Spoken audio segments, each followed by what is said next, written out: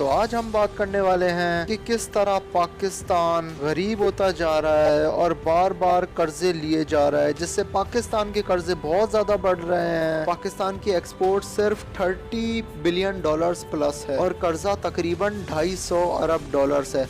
अब आप खुद सोचिए कि एक बंदा है जो सिर्फ 30,000 रुपये कमाता है और उसके ऊपर कर्जा 2.5 लाख रुपए का है, और वो जो 30,000 रुपये कमाता भी है वो भी अपने घर के खर्चे चलाने में ही उसके सारे पैसे ख़त्म हो जाते हैं और फिर उसे दोबारा से कर्जे लेने पड़ते हैं अपना घर चलाने के लिए।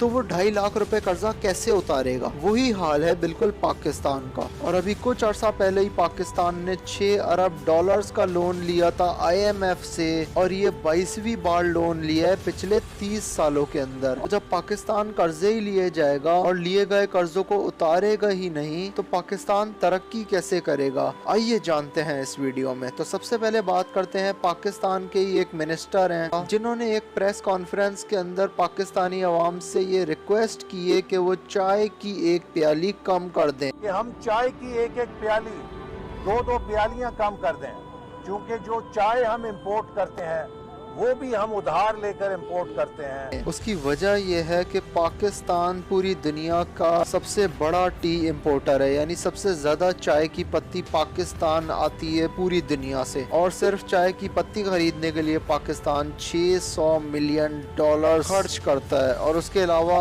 IMF ने जब पाकिस्तान को लोन दिया तो IMF ने ये भी कहा कि गवर्नमेंट अब किसी भी इदारे को अपने हाथों में ना रखे और सारे इदारों को प्राइवेटाइज कर देना चाहिए ताकि कोई भी सैलरीज गवर्नमेंट को ना देनी पड़े। और अब पाकिस्तान के पास सिर्फ 8.5 अरब डॉलर्स रह गए हैं। और आपको जानकर ये हैरानी होगी कि ताइवान जैसा एक छोटा सा आइलैंड 700 से 800 अरब डॉलर्स की इकोनॉमी है, यानी कि इंडिया और पाकिस्तान दोनों से ज्यादा है। तो ऐसा क्यों हुआ है और इसका हल क्या है, आज जानेंगे इस वीडियो में। सबसे पहले तो मैं आपको बताता चलूं कि पाकिस्तान का ये हाल अभी से नहीं हो रहा है, बल्कि पाकिस्तान बनने के बाद से ही पाकिस्तान आहिस्ता आहिस्ता करके बर्बादी की तरफ चलने लगा था। फॉर एग्जाम्पल, अगर एक इंसान जंक फूड खाता है तो वो जंक फूड उसे एक दिन में मोटा नहीं करता है, बल्कि एक लंबे अरसे के बाद उसे बहुत ज्यादा मोटा कर देता है। ऐसा ही हुआ है बिल्कुल पाकिस्तान के साथ। पाकिस्तान शुरू में थोड़े थोड़े कर्जे लेता जा रहा था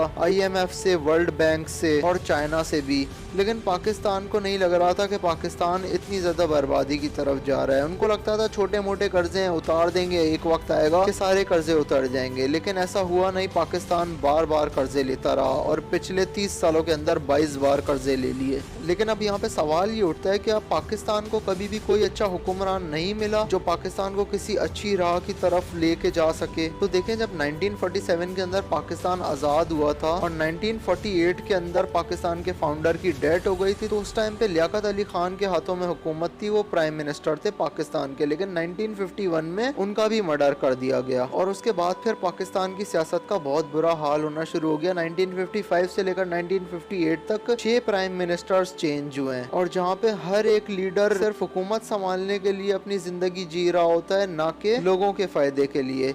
तो वहाँ पे लोगों का और मुल्क का कोई भी फायदा नहीं होता है ऑब्वियसली। और जब 1955 से लेकर 58 तक 6 प्राइम मिनिस्टर्स चेंज हो गए थे, तो उसके बाद फिर जनरल अयूब खान जो उस वक्त के जनरल थे पाकिस्तान के, उन्होंने मार्शल लॉ लगाया और तख्ता उलटकर वो बन गए पाकिस्तान के प्रेसिडेंट। और मिलिट्री रूल जब पाकिस्तान में लगता है तो वो बादशाहत होती है, यानी कि वहाँ पे कोई डेमोक्रेसी नहीं होती। जो भी बादशाह के खिलाफ बोलता है तो उसकी आवाज को दबा दिया जाता है। मीडिया भी बादशाह के हिसाब से ही चलता है। और फिर उस वक्त के जनरल याया खान ने तख्ता उलट कर दिया जनरल अयूब खान का, यानी कि पाकिस्तान 1958 से लेकर 1970 तक सिर्फ मिलिट्री के कब्जे में रहा है। उसके बाद फिर पाकिस्तान और बांग्लादेश एक दूसरे से अलग अलग हो गए और फिर गवर्नमेंट चली गई जुल्फिकार अली भुट्टो के पास।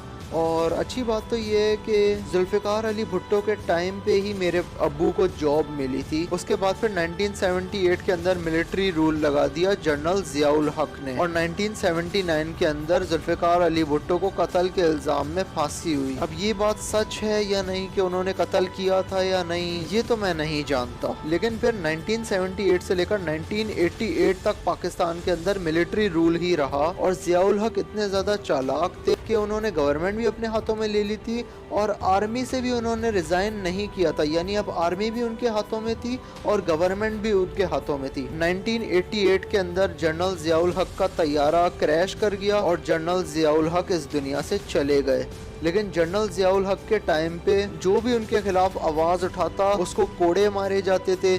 जो पाकिस्तान के मशहूर नज़म निगार थे, जो मशहूर राइटर्स थे, जो मशहूर पोइट थे, उनको जिला वतन कर दिया गया, यानी पाकिस्तान से बाहर भेज दिया गया क्योंकि वो जनरल जियाउल हक के खिलाफ पोइट्री लिखते थे। फिर जब 88 के अंदर जियाउल हक की डेथ हो गई, उसके बाद फिर इलेक्शंस हुए और जुल्फिकार अली भुट्टो की बेटी बेनजीर भुट्टो इलेक्शंस को विन कर गई और वो बनी मुस्लिम वर्ल्ड की पहली फीमेल प्राइम मिनिस्टर। डेमोक्रेसी तो आई थी पाकिस्तान के अंदर, लेकिन फौरन 1990 के अंदर नवाज शरीफ प्राइम मिनिस्टर बन गए। फिर दोबारा 93 के अंदर बेनजीर भुट्टो बनी, फिर 97 के अंदर दोबारा नवाज शरीफ बने। और ये जो पाकिस्तान की गवर्नमेंट बार बार चेंज हो रही थी, इससे नुकसान ये होता है कि जैसे एक लीडर गवर्नमेंट संभालता है और वो अपनी प्लानिंग बनाता है और फिर प्लानिंग के बाद जब वो अपने तरीके से काम करना शुरू करता है तो उसके जो प्रोजेक्ट्स होते हैं जिसके जरिए पाकिस्तान तरक्की कर सकता है, वो प्रोजेक्ट्स कंप्लीट होने में सालों लगते हैं। तो उसका प्रोजेक्ट कंप्लीट होता नहीं था कि यहाँ पे दूसरा लीडर गवर्नमेंट में आ जाता था और वो उन सारे प्रोजेक्ट्स को कैंसिल करवा देता था। उसकी वजह यह है कि जो नया लीडर गवर्नमेंट में आया है, अगर वो पुराने लीडर के प्रोजेक्ट्स को कंप्लीट होने देगा तो जब वो प्रोजेक्ट्स कंप्लीट हो जाएंगे और उसके जरिए पाकिस्तान तरक्की करने लगेगा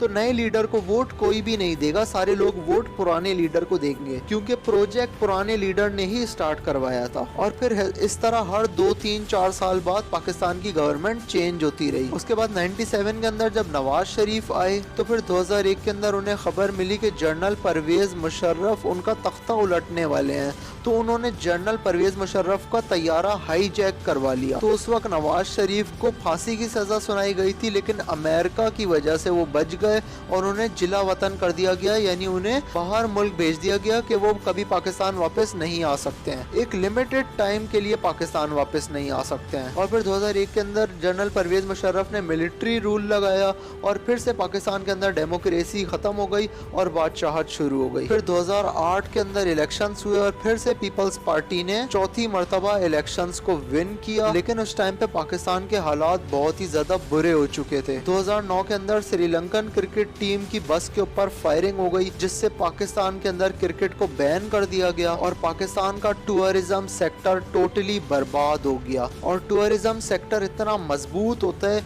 कि Sri Lanka, Dubai, Singapore, Malaysia, Switzerland और जितने भी डेवलप्ड कंट्रीज हैं ना, वो बहुत अरबों डॉलर्स कमाते हैं हर साल सिर्फ अपने टूरिज्म सेक्टर की वजह से। तो जब पाकिस्तान का टूरिज्म सेक्टर बर्बाद होना शुरू हुआ तो पाकिस्तान के ऊपर कर्जे और ज्यादा बढ़ते गए, पाकिस्तान की एक्सपोर्ट कम हो गई और इम्पोर्ट और ज्यादा बढ़ गई। और उसके बाद फिर दोबारा से पीपल्स पार्टी के प्राइम मिनिस्टर यूसुफ रजा गिलानी को हटा दिया गया और फिर पीपल्स पार्टी का ही एक नया प्राइम मिनिस्टर आया, यानी कि हुक्मरान हटाने की साजिशें पाकिस्तान में उस वक्त भी चल रही थी। फिर 2013 के अंदर इलेक्शंस हुए और नवाज शरीफ आया और फिर 2017 के अंदर नवाज शरीफ के ऊपर सुप्रीम कोर्ट में करप्शन का इल्जाम प्रूव हुआ, जिसकी वजह से नवाज शरीफ भी हुकूमत से निकाल दिए गए। उसके बाद फिर 2018 के अंदर इमरान खान आए और 2022 में इमरान खान की हुकूमत को भी वोट ऑफ नो कॉन्फिडेंस के जरिए गिरा दिया गया। आज तक एक भी प्राइम मिनिस्टर 5 साल पूरे नहीं कर पाया है पाकिस्तान के अंदर। तो यही सबसे बड़ी वजह है पाकिस्तान के